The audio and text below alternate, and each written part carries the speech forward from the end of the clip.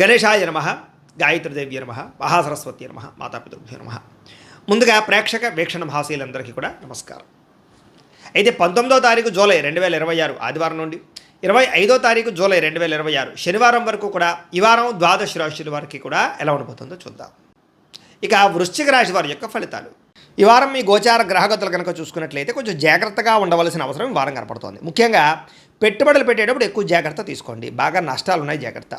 కుటుంబంలో ఖర్చులు విపరీతంగా పెరగడము, అప్పుల బాధల వల్ల మనశ్శాంతి లేకపోవడము, నిరుద్యోగులకి అతి కష్టం మీదే ఉద్యోగ అవకాశాలు రావడంతో పాటుగా ప్రభుత్వ ఉద్యోగస్తులకి పని ఒత్తిడి అధికంగా కనపడుతోంది.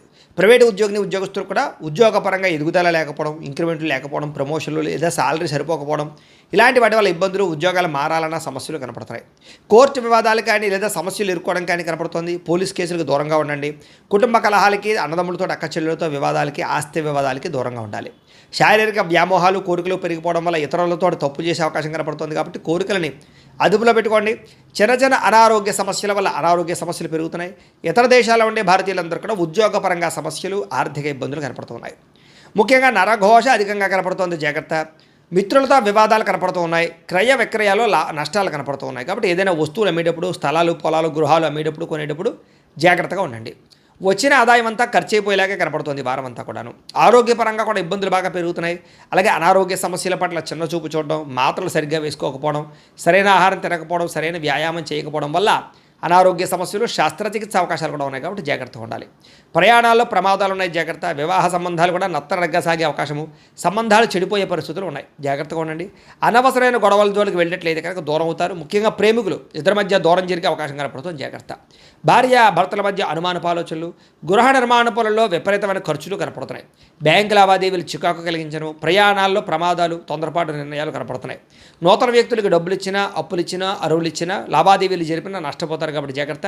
నమ్మక ద్రోహాలు జరుగుతున్నాయి కాబట్టి తత్వ జాగ్రత్తలు తీసుకోండి. అలాగే ప్రేమ వివాహాలు పెద్దగా ఫలించేలా కనబట్టలేదు ఈ వారం. విద్యార్థులు కూడా స్నేహితులతో తగాడాలు, శత్రువులు పెరగడము, అలాగే అనవసరమైన గేమ్స్ ఆడడం కానీ లేదా ప్రేమ వ్యామోహాల వల్ల కానీ చదువు పాడే అవకాశాలు, చదివే సమయంలో అనారోగ్య సమస్యలు కనపడుతున్నాయి. ఉద్యోగస్తులకి విపరీతంగా పనిచేసినా సరే దానికి తగ్గ గుర్తింపు లేకపోవడం వల్ల ఇబ్బందులు కనపడుతున్నాయి. ఉద్యోగ కార్యాలయాలు అధికారిక ఒత్తిడి బాగా పెరుగుతుందని చెప్పొచ్చు. స్త్రీలకి పరపురుషుల పట్ల వ్యామోహము, భర్తతో విభేదాలు, మానసిక అశాంతితో పాటుగా కుటుంబ కలహాలు, అనారోగ్య సమస్యలు కనపడుతున్నాయి, జాగ్రత్తగా ఉండాలి. వ్యాపారస్తులకి తప్పుడు మార్గంలో డబ్బులు సంపాదించే వాళ్ళందరికీ నష్టాలు ఉన్నాయి.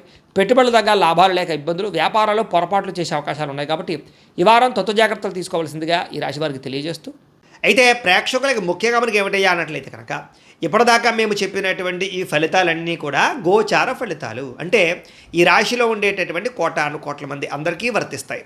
కాబట్టి ఆ రకంగా వినే ప్రయత్నాన్ని చేయండి.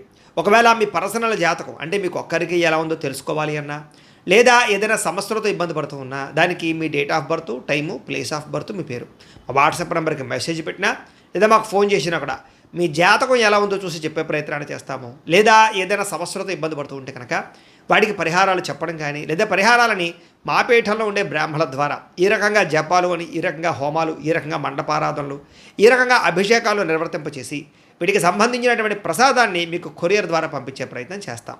లేదా మీరు స్వయంగా వచ్చి పాల్గొన్నా కూడా మీ చేతి కార్యక్రమాలు కూడా నిర్వర్తింపజేసే ప్రయత్నం చేస్తాము అని తెలియజేస్తూ, అలాగే మీలో ఎవరికైనా సరే పూర్తి జాతకం ఈ రకంగా పుస్తకం రూపంలో కావాలన్నట్లయితే కనుక దానికి కూడా మీ date of birth, time, place of birth, మీ పేరు మా వాట్సాప్ నెంబర్కి మెసేజ్ పెట్టినా లేదా మాకు ఫోన్ చేసినా కూడా మీ జాతకాన్ని మీ రకంగా రాసి ఇలా కంప్యూటర్లో డీటీపీ చేయించి ఈ రకంగా పుస్తకం రూపంలో బైండింగ్ చేయించి ఈ పుస్తకాన్ని మీకు కొరియర్ ద్వారా పంపించే ప్రయత్నం చేస్తాం. ఇందులో మీ పూర్తి జాతకం అంతా కొంత రాసి ఉంటుంది, చక్కగా చదువుకోవచ్చు.